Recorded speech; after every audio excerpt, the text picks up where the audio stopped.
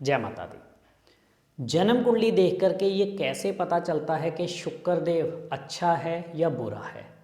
जिन लोगों को ज्योतिष की थोड़ी बहुत जानकारी है या खुद जो लोग एस्ट्रोलॉजर है वो तो इन चीज़ों को समझने में उनको बहुत आसानी होगी, लेकिन अगर आपको ज्योतिष की जानकारी नहीं है तो हो सकता है आप इन चीज़ों को, इन लॉ को ना समझ सको।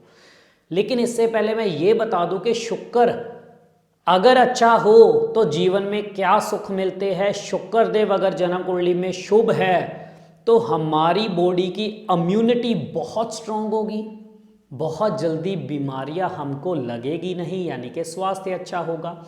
शरीर में जोश हमेशा बना रहेगा। ऐसे लोग आलस नहीं करते, लेकिन जो लोग हमेशा आलस के कारण अपने कामों को डिले करते हैं, समझ लीजिए शुक्र खराब है।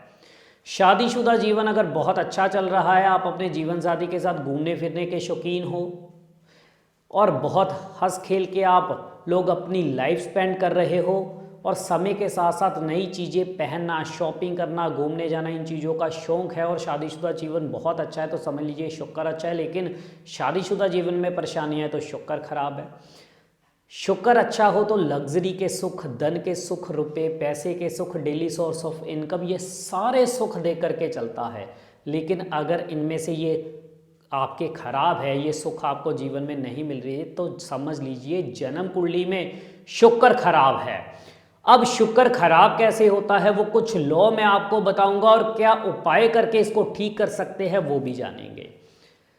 सबसे पहले शुक्र के घर यानी 7वां घर और दूसरा घर, ये शुक्र के घर है, इनमें शुक्र के दुश्मन जाकर के बैठ जाए, राहु या सूर्य इन घरों में जाकर के बैठ जाए और अगर कहीं खराब होकर के बैठ जाए, इस चीज का जरूर ध्यान रखना है। राहु 7वें घर में अगर अच्छा होकर के बैठ जाए तो खुद ही बहुत अच्छे सुख दे जाता है, लेकिन अगर खराब राहु बैठे तो ही शुक्र को खराब करेगा। और इसी तरह से सूर्य भी दूसरे या 7वें घर में अगर खराब होकर के बैठा है तो शुक्र को पूरी तरह से जड़ से काटेगा, पूरी तरह से जड़ से खराब करेगा, शुक्र का पित्तरहीन बनाएगा, शुक्र के अच्छे फल जीवन में नहीं मिलने देगा। दूसरा लो, बुध अगर अपनी नाली से शुक्र को मदद करे तो शुक्र हमेशा अच्छा, लेकिन अगर बुध अपनी नाली से शुक्र को मदद ना करे तो शुक्र हमेशा खराब, चाहे शुक्र के घर खाली ही क्यों ना हो। अब शुक्र को मदद कैसे करेगा बुध? अगर जन्म कुंडली में शुक्र आगे के घरों में है और बुध पीछे के घरों में है, मान लीजिए बुध दूसरे घर में है और शुक्र तीसरे या चौथे घर के अंदर बैठा है और बुध के साथ शुक्र का कोई दुश्मन सूरज या राहु नहीं बैठा हुआ, तो बुध पूर्ण रूप से अपनी नाली से शुक्र को मदद करेगा और शुक्र जन्म कुंडली में कभी बुरा फल नहीं देगा।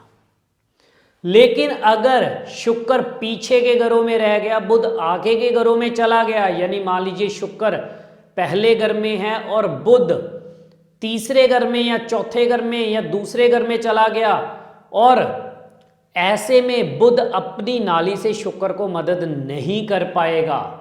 और तीसरा लो, शुक्र अगर आगे के घरों में है, बुध पीछे के घरों में है, मान लो बुध लगन के अंदर बैठा है लेकिन सूर्य साथ में बैठा है और शुक्र दूसरे घर में चला गया, तो ऐसे में बुध है तो शुक्र से पहले के घरों में, लेकिन बुध के साथ शुक्र का दुश्मन सूर्य बैठा है, वो अब जो कि बुध का भी मित्र है, वो अब बुध को शुक्र की मदद नहीं करने देगा।